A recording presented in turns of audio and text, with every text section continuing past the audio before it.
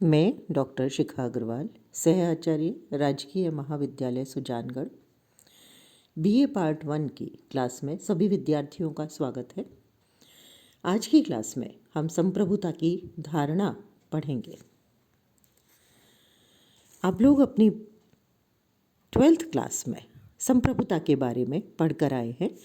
जब हम राज्य की उत्पत्ति को पढ़ते हैं या राज्य के आवश्यक तत्व पढ़ते हैं तो उसमें सबसे महत्वपूर्ण तत्व संप्रभुता है। निश्चित भूभाग, जनसंख्या और सरकार तभी एक राज्य के रूप में दिखाई देती है जब उस संपूर्ण क्षेत्र में संप्रभुता का निवास होता है। प्रभुसत्ता किसी भी राज्य के अंदर पूरी तरह से सर्वोपरि है और उस राज्य को विदेशी हस्तक्षेप से स्वतंत्र बनाती है। संप्रभुता का अर्थ जब हम करते हैं तो संप्रभुता का अंग्रेजी शब्द है सॉवरेंटी, और इस शब्द को लैटिन भाषा के शब्द सुपर और एनस से लिया गया है, जिसका अर्थ है सर्वोच्च शक्ति। साधारण शब्दों में अगर हम कहें तो संप्रभुता सबसे बड़ी शक्ति है। राज्य में ऐसी शक्ति का होना बहुत आवश्यक है, नहीं तो हर कोई व्यक्ति और समूह अपनी इच्छानुसार कार्य करने लगेगा और राज्य में एक अराजक स्थिति बन जाएगी।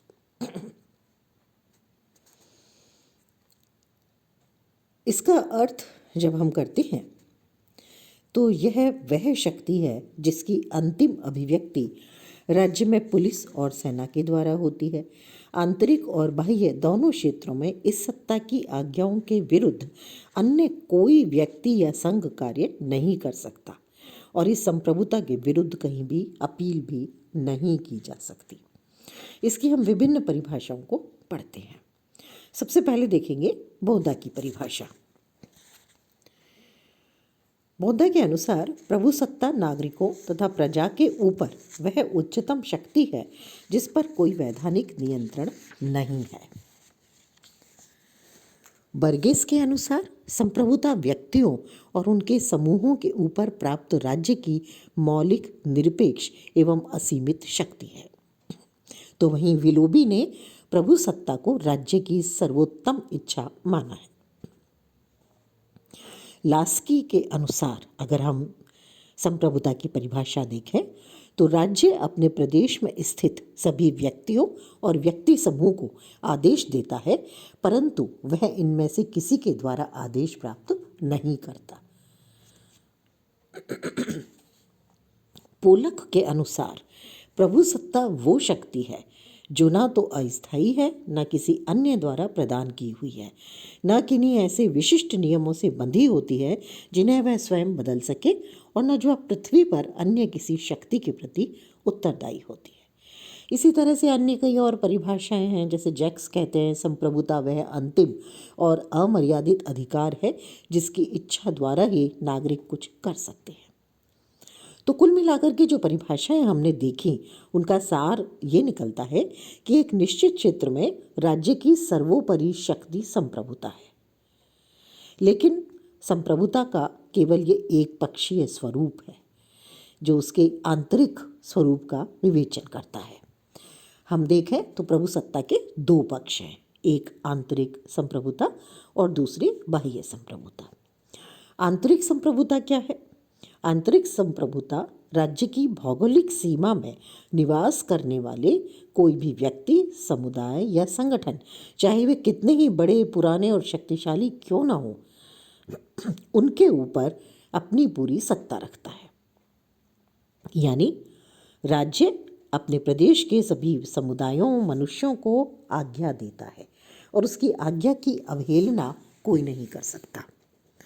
इस तरह से राज्य के अंतर्गत आने वाले समस्त पदार्थ, व्यक्ति, संपत्ति जो भी है वो राज्य के अधीन है, इस संप्रभुता के अधीन है। दूसरा है बाह्य संप्रभुता। बाह्य संप्रभुता का अर्थ है कि कोई भी संप्रभु राज्य अपनी विदेश नीति बनाते समय या विदेशों से संबंध स्थापित करते समय पूर्ण स्वतंत्र है। यानी कोई भी बाहरी राष्ट्र या ताकत किसी भी देश के आंतरिक मामलों में हस्तक्षेप नहीं कर सकती। ये स्थिति उसकी बाह्य प्रभुसत्ता को निर्धारित करती है। तो इस तरह से कुल मिलाकर के दोनों पक्षों को जब हम देखते हैं तो संप्रभुता राज्य की वो शक्ति है जिसके द्वारा राज्य के निश्चित क्षेत्र के अंतर्गत स्थित सभी व्यक्तियों और समुदायों पर नियंत्रण रखा जाता है और एक राज्य अपने समान अन्य राज्यों के साथ स्वतंत्र रूप से संबंध स्थापित कर सकता है। तो ये हुई उसकी परिभाषा जिसके आधार पर प्रभुसत्ता ही या संप्रभुता ही राज्य को सर्वोच्च बनाती है और उसे अन्य संगठनों और समुदायों से अलग करती है। अब आते हैं संप्रभुता के लक्षणों पर। जो हमने परिभाषाएं पढ़ी उन्हीं के आधार पर ये लक्षण भी आते हैं। सबसे पहला है निरंकुशता। जैसा हमने देखा कि वो सर्वोच्च है एक राज्य के अंतर्गत, तो इसका अर्थ है कि राज्य के अंतर्गत जनता के लिए संप्रभु शक्ति से बढ़कर कोई शक्ति नहीं है। ये एक ही है और ये अपनी सीमाओं के अंतर्गत आने वाले प्रत्येक वस्तु, समुदाय और मानव सभी पर ये लागू होती है। दूसरा है स्थायित्व। संप्रभुता स्थायी वस्तु है। जब तक संप्रभुता का आधार है तब तक राज्य भी अस्तित्व में है और जब तक राज्य है तब तक संप्रभुता भी मौजूद होगी। तो राज्य की आत्मा की तरह से है या राज्य के जीवन की तरह भी कह सकते हैं। सरकार और शासन बदलते रहते हैं समय समय पर, लेकिन संप्रभुता कभी खत्म नहीं होती। अगर संप्रभुता खत्म हो गई तो इसका अर्थ है कि राज्य का अंत हो गया। राजतंत्र में राजा मर सकता है लेकिन प्रभुसत्ता नहीं मरती, वो दूसरे राजा में या अधिकारियों में चली जाती है। तो इस तरह से राज्य का अस्तित्व जब तक है प्रभुसत्ता भी मौजूद है। अगला लक्षण है सर्वव्यापकता, यानी सभी मनुष्यों, समुदायों और जो भी पदार्थ किसी राज्य की सीमाओं के अंतर्गत आते हैं उन सभी पर ये लागू होती है और बाहरी प्रभाव से भी ये पूरी तरह से मुक्त होती है। संप्रभुता अपनी इच्छा से किसी को भी कोई भी शक्ति प्रदान कर सकती है, लेकिन कुछ लोग ऐसे होते हैं जिनको प्रभुसत्ता के नियंत्रण से मुक्ति दी जाती है। इसमें आते हैं विदेशी दूतावास, राज्य के भीतर से गुजरने वाली विदेशी सेनाएं, व्यापारिक प्रतिनिधि आदि। इन्हें अंतर्राष्ट्रीय शिष्टाचार के कारण कुछ नियंत्रण से रियायतें प्राप्त होती हैं। इस सिद्धांत को राज्येतर संप्रभुता का सिद्धांत कहते हैं, यानी सामान्य लोगों पर सर्वव्यापक है, लेकिन कुछ खास स्थितियां ऐसी हैं, जैसे हमने देखा विदेशी दूतावास है, राज्य के भीतर से गुजरती हुई विदेशी सेनाएं हैं या बाहर से आने वाले व्यापारिक प्रतिनिधि हैं, उन पर उस संप्रभुता को लागू नहीं किया जाएगा और इसे कहा जाता है राज्येतर संप्रभुता का सिद्धांत। लेकिन ये स्थायी नहीं है। यदि किसी राज्य को लगता है कि बाहर से आने वाले दूतावास में उसके देश के अनुकूल कार्य नहीं हो रहा है या विरोधी गतिविधियां हो रही हैं या सेना उसके देश के नागरिकों को परेशान कर रही है या व्यापारिक प्रतिनिधि उचित तरीके से काम नहीं कर रहे, तो वो इन रियायतों को वापस भी ले सकती है। अगला लक्षण है अधेयता, यानी संप्रभुता को राज्य से अलग नहीं किया जा सकता और न ही उसको किसी और को सौंपा जा सकता है। ऐसा करने से राज्य का अस्तित्व समाप्त हो जाएगा। जैसे शरीर से प्राण निकलने पर शरीर निर्जीव हो जाता है, ठीक वैसे ही राज्य से सत्ता को अलग करने से राज्य का जो स्वरूप है वो समाप्त हो जाएगा। अगला लक्षण है इसका एकत्व। संप्रभुता एक होती है, अनेक नहीं होती।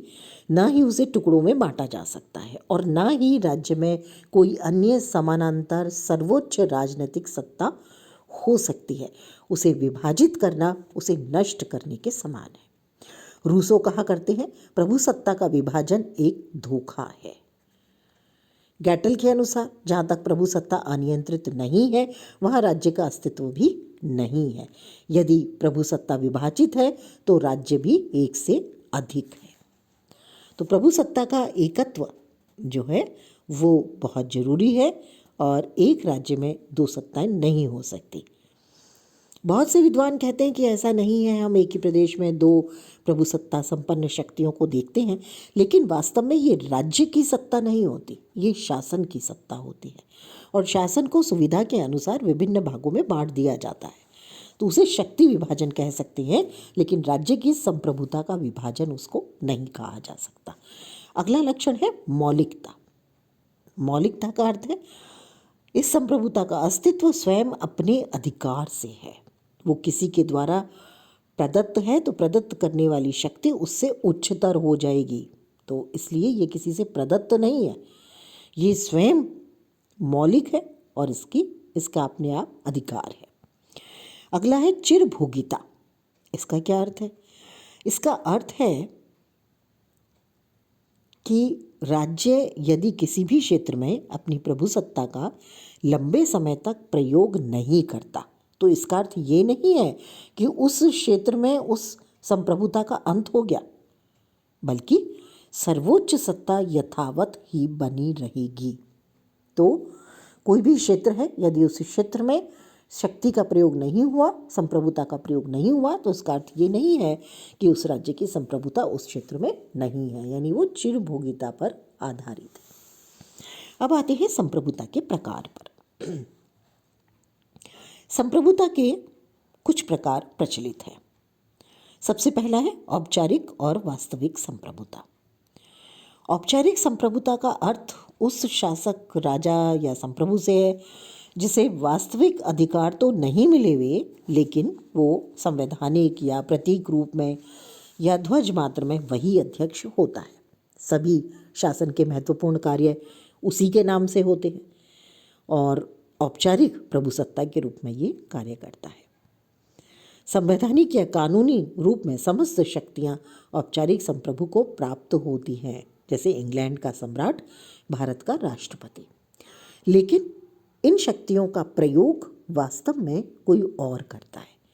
जैसा कि भारत में है, भारत में मंत्रिमंडल करता है, प्रधानमंत्री करता है, ब्रिटेन में भी ऐसा ही है। तो हमारे यहाँ भारत में संविधानगत रूप से जो प्रभुसत्ता है या जो शक्ति है वो राष्ट्रपति को दी गई है, लेकिन राष्ट्रपति की स्थिति वास्तविक नहीं है और इसलिए वो वास्तव में शासन नहीं करता, वो केवल औपचारिक प्रधान मात्र है। तो ये भेद जो हमने देखा वास्तविक और औपचारिक प्रभुसत्ता का, ये भेद संसदात्मक शासन प्रणाली का भेद है, जहाँ पर की कार्यपालिका दो भागों में विभक्त होती है, एक वास्तविक और एक नाम मात्र की। और ये जो स्थिति है ये भारत और ब्रिटेन को देख के अच्छी तरह समझी जा सकती है। दूसरा प्रकार है विधितय और यथार्थ संप्रभु। विधितय सत्ताधारी या संप्रभु उसे कहा जाता है जिसकी सत्ता संविधान की दृष्टि से नियमित और न्यायपूर्ण हो। इसके विपरीत यदि उसकी सत्ता केवल शक्ति पर आधारित है तो हम उसे यथार्थ सत्ताधारी कहेंगे।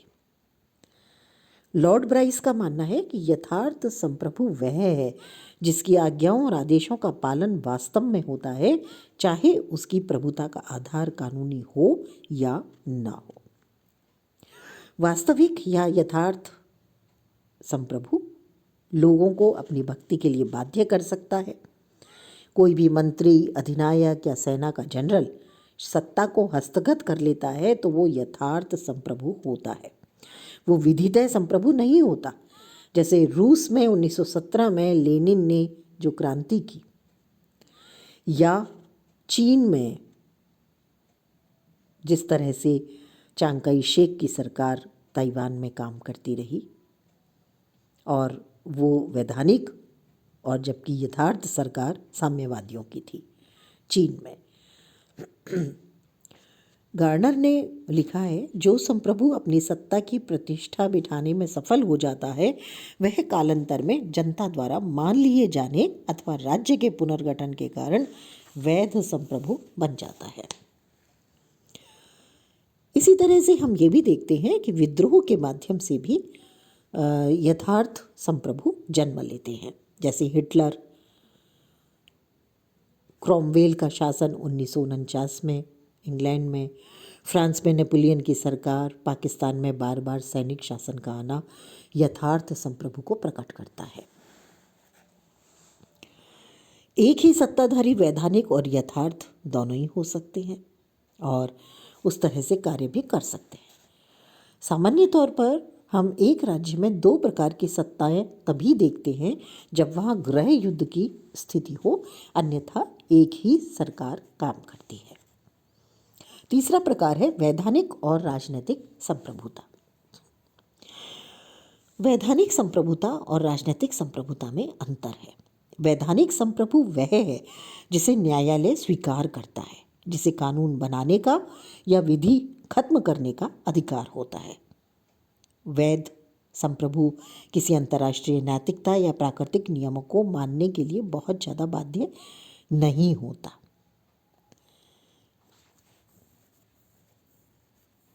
इसके अनुयायियों में प्रमुख हैं बोधा, हॉब्स, बेंथम और ऑस्टिन आदि।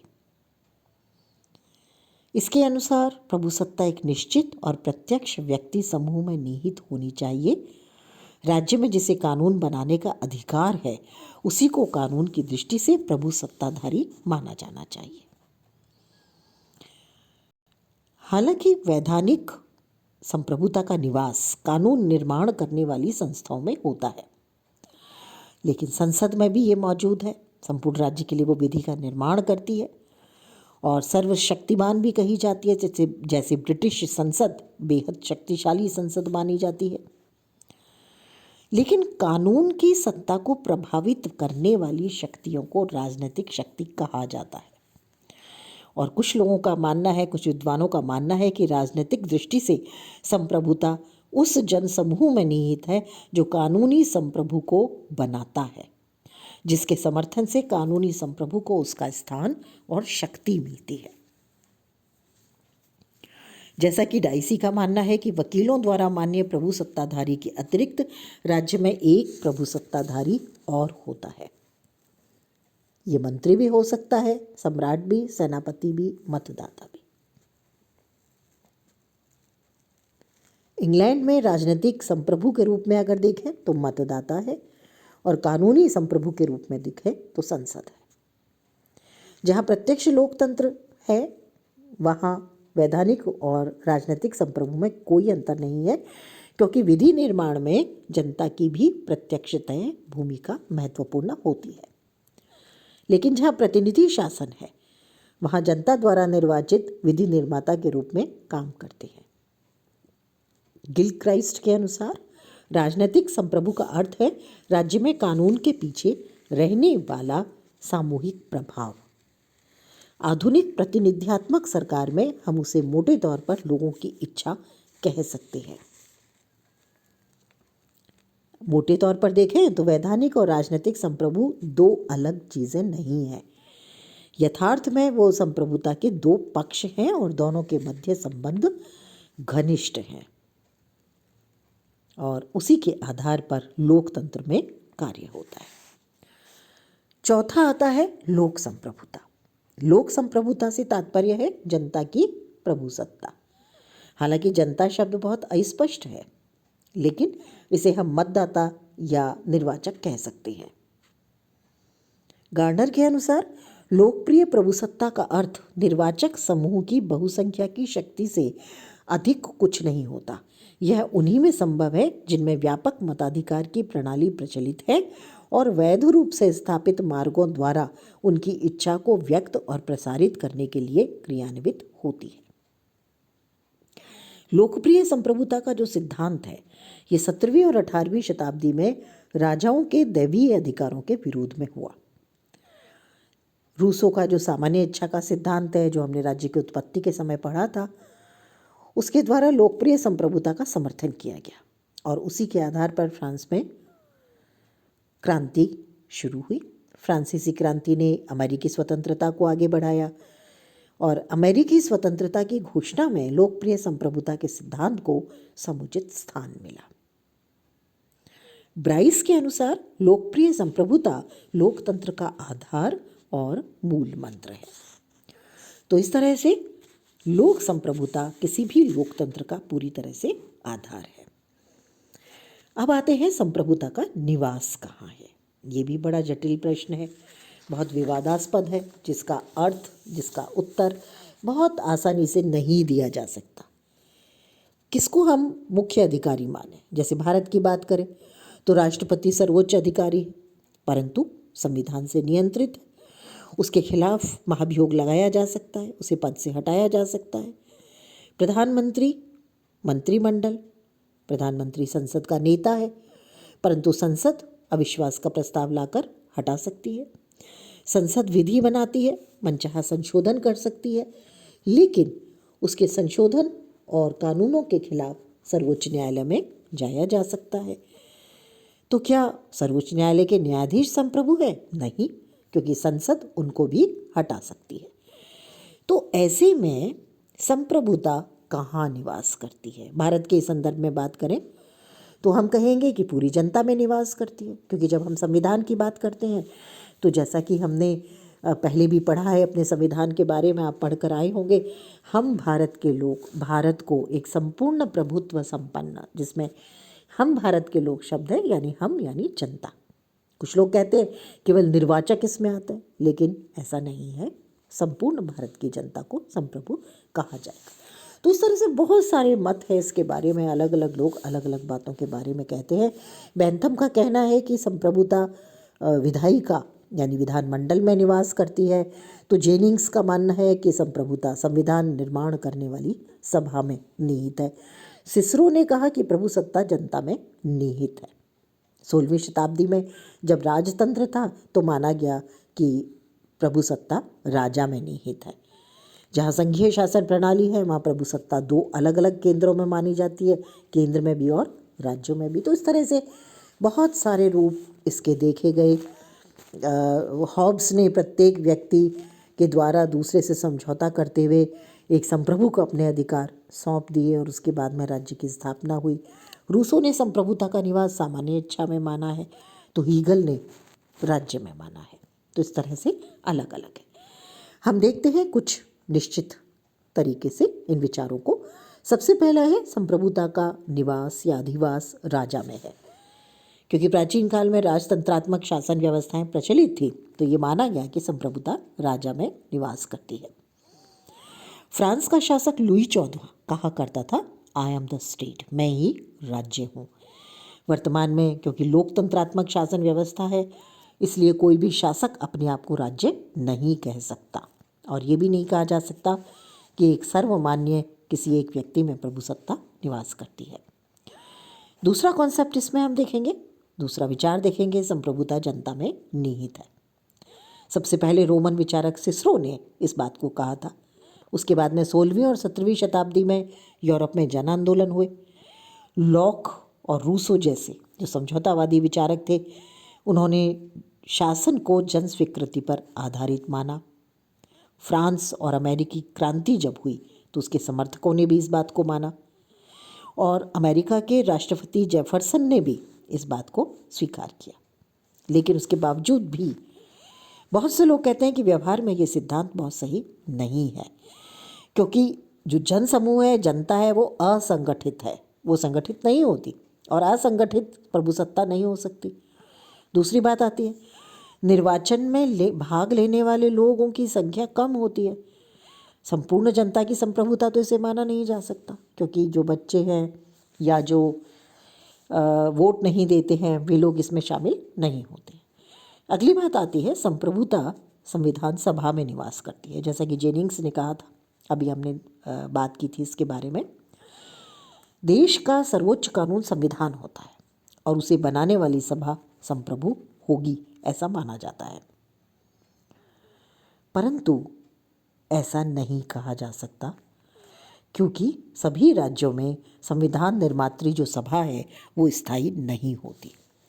अब हम ब्रिटेन के बारे में क्या कहेंगे, जहाँ का संविधान सभा के माध्यम से नहीं बनाया गया, बल्कि अभिसभ्यों के माध्यम से बनाया गया, समय समय पर पारित कानूनों को संहिताबद्ध करके बनाया गया।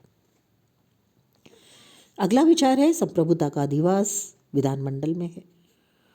कुछ लोग मानते हैं क्योंकि विधानमंडल कानून बनाने का कार्य करता है, कार्यपालिका और न्यायपालिका व्यवस्थापिका की इच्छा का पालन करती हैं, तो इसलिए संप्रभुता विधायिका में मौजूद है।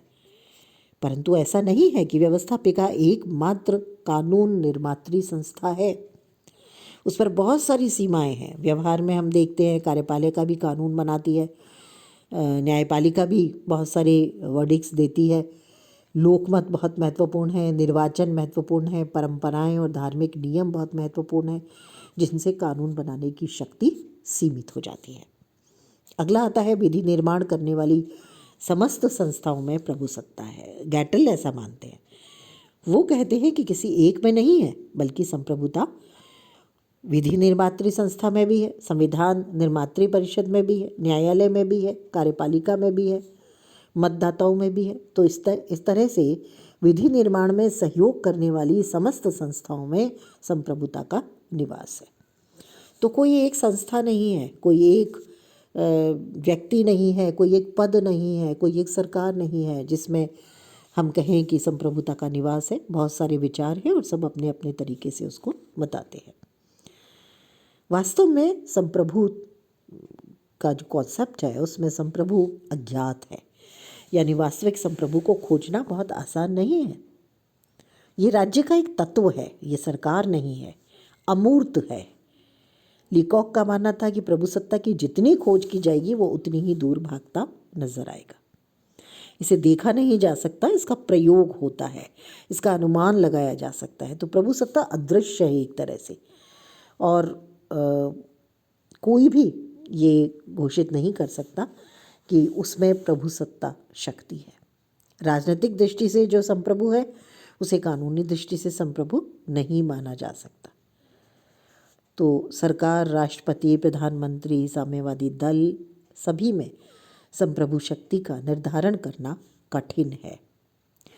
लोकतंत्र जहाँ भी है, जिन भी देशों में, वहाँ संप्रभुता का निवास जनता में होता है या संविधान में होता है। संसद बदलती रहती हैं, तो इसलिए ये जो कॉन्सेप्ट है ये एक अमूर्त है, जिसे एक संकल्पना कहा जा सकता है। इसके आगे अगली क्लास में पढ़ेंगे।